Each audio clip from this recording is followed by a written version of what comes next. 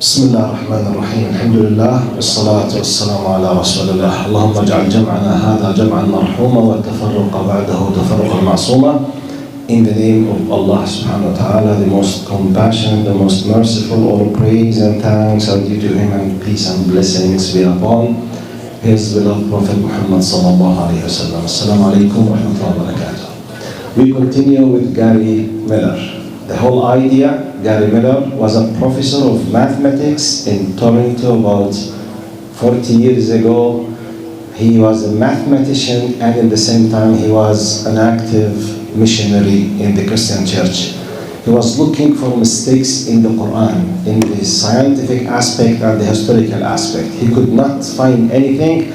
He ended up himself reverting to Islam. We mentioned that many times. So I was highlighting, brothers in the back, please. Brothers in the back, الإخوة في الخلف, ممكن تتصدقوا علينا بموضوع الصوت. Please, if you can, please. جزاكم الله خير. Thank you.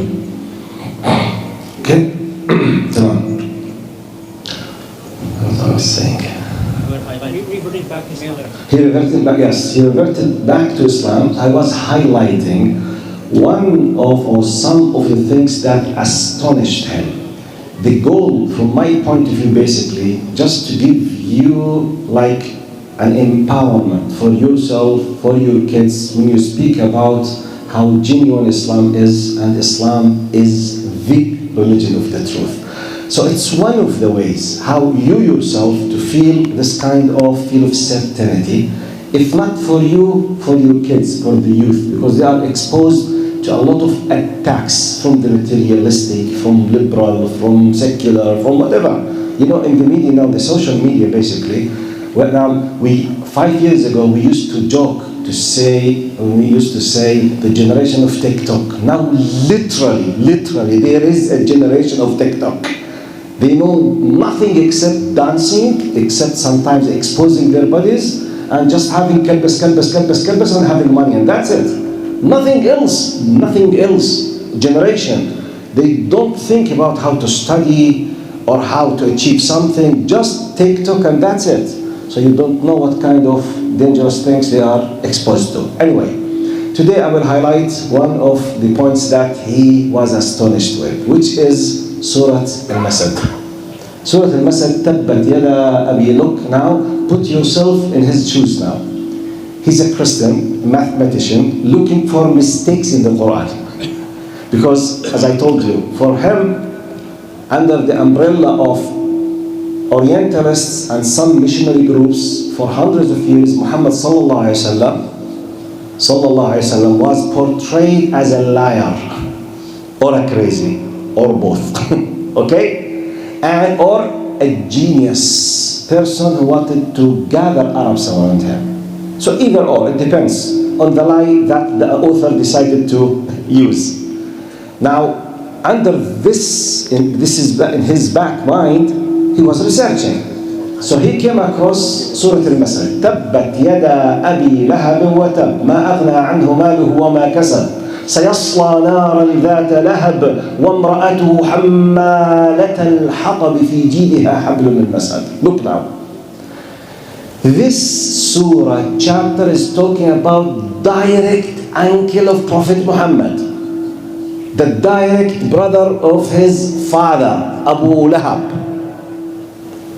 In this ayah, the Quran says that Abu Lahab will reside in the hellfire, and he will be facing a severe punishment in hellfire, which means it's a final judgment that he will be an unbeliever, a hatred of Islam, and he will die as such. Now, Gary Miller was reading. When this ayah or chapter was revealed, compared, and he was astonished when he knew that Abu Lahab passed away after the revelation of this chapter with 10 years. Which means Abu Lahab was aware, and he heard it hundreds of times, recited it, and he knew about it 10 years. Gary Miller, as a mathematician, common sense said, look, if I were Abu Lahab, what do I need more than one day to claim I'm a Muslim, hypocritically to destroy Islam? One day. By the way, if Abu Lahab hypocritically, he was lying, and came and said, Ashhadu an la ilaha illallah, what will happen with the Quran? Collapse. So he was thinking, who is that crazy on earth, if he's a liar, will put himself in this challenge? Imagine, just to make it easy for the youth, I will use Dr. Yasser as an example. Imagine that, wal'iyadu billah, God forbid, I'm claiming that I know the future for sure in front of you. I'm trying to scare you. Okay? So imagine that I'm claiming that I know the future for sure. I'm trying to attack you or to spread the fear in your hearts. And I was challenging Dr. Yasser. I said, to show my power, I said, Dr. Yasser, definitely, for certainty, it's impossible for you for the coming 10 years to be able to speak Chinese. But what if Dr. Yasser decided to learn Chinese just in 1 year, and he came here next year speaking Chinese? What will happen to me? I'm lost. I mean, am I crazy to put this silly challenge, to challenge with something doable in a second or in a minute or in a week? Why should I? Am I crazy? Maybe I can, for example, I can challenge him, Dr. Yasser, I challenge you for the coming 10 years, you will not be able to reach the moon, even though this is possible. Maybe he will become a close friend to Elon Musk, we never know. Maybe he will become a multimillionaire, inshallah, to donate for the masjid, inshallah. And he will become a close friend as a multimillionaire for Elon Musk, SpaceX, ticket 1 million, it's nothing. Maybe he will go to the moon and he will make a selfie, I says, selfie wal ard khalfi. Maybe, I mean, it's possible. Even though it's maybe 1,000,000%, but it's possible, still, it's possible, doable in 5-10 years, yes, to go to the moon. Okay, I will go with him, inshallah. But the idea, am I crazy if I'm a liar to put a challenge that is doable in a second?